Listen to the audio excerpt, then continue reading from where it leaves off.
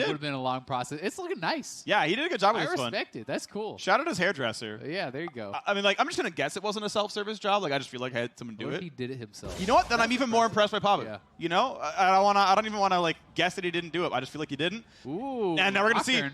very different game state, right? Yeah, this is very, very different.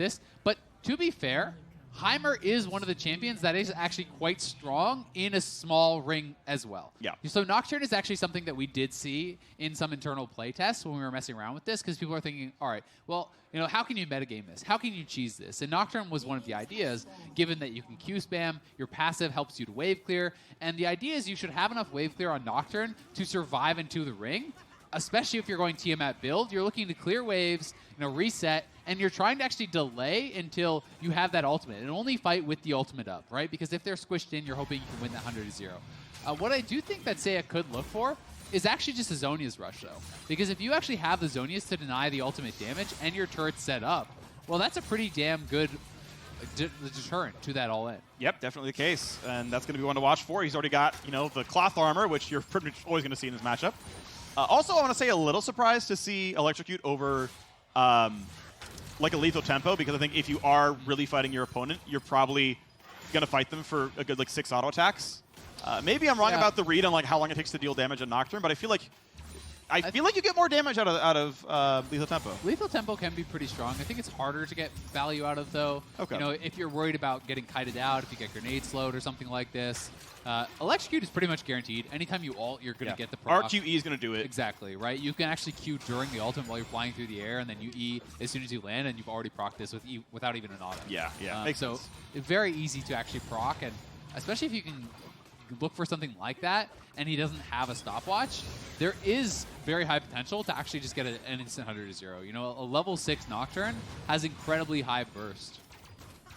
All right, we'll see if that's going to be coming through here on this one. Of course, team out for the early wave pressures, working pretty well.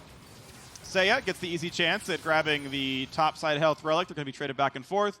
Farm numbers don't really matter, but it's always nice to see a Nocturne laning well against a Heimerdinger. Generally, obviously, a great bully that Heimer is, but yeah, Tiamat Rush. That's all you need, really. If you want to outlane Heimer, just buy a Tiamat. Yeah, just buy a Tiamat at level 1. Why doesn't anyone do that? Yeah, at level 3 even. Just have all your spells already. Yeah, exactly. Just kill him. Perfect. Easy. Rocket Max, of course, coming through for Heimer. That's really the only ability you ever max. The Q rank up is garbage. The E rank up, I think, is just damage. So, of course, that's the build we see. Turret health scales on champion level. Yeah, Pabu, I'm assuming, is going Q-Max. That really kind of seems like the only viable one there.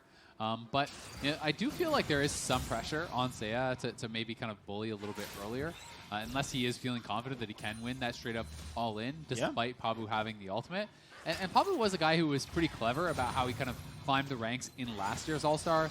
He did upset a lot of players, people not expecting him to be able to take down Faker and guys like this and make it all the way to the finals. And I think Nocturne bringing that out shows that he has, really kind of thought this through a bit. And this is, I think, a pretty strong kind of metagamey pick. Yeah. Where he's trying to really kind of outthink his opponents and trump them as far as the preparation goes. Yep, definitely agree as a top champion pick.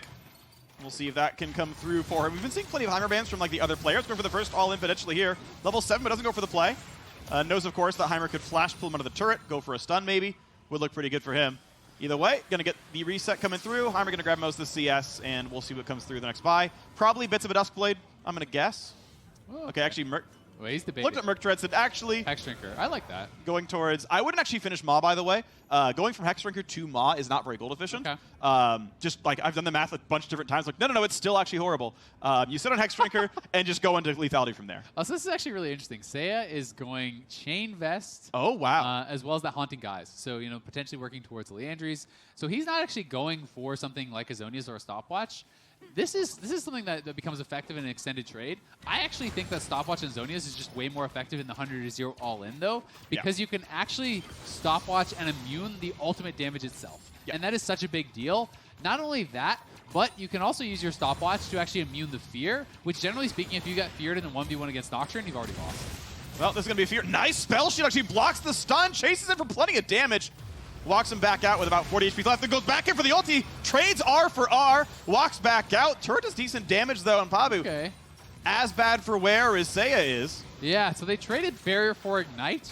The Ignite should be up a bit sooner for Pabu. He did use it earlier, and I believe it's a little bit lower cooldown. Yeah, very slightly.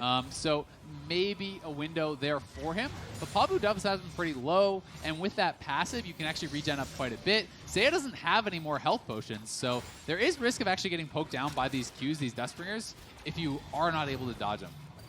Yeah, he's getting pretty dangerously low. I mean, there is no stopwatch, so if you get hit by another Q, I think Pabu can actually just like flash and kill you. Yeah, actually, unless he manages to land the flash away in time, right? And you're stuck under the turret without a target hit, but you're right. Q flash might be enough for a kill, so it's going to be forcing a pretty rough reset here. This could be 2 turret plates easily. So the first one is 1 auto. The second one, maybe he even stays around for 3.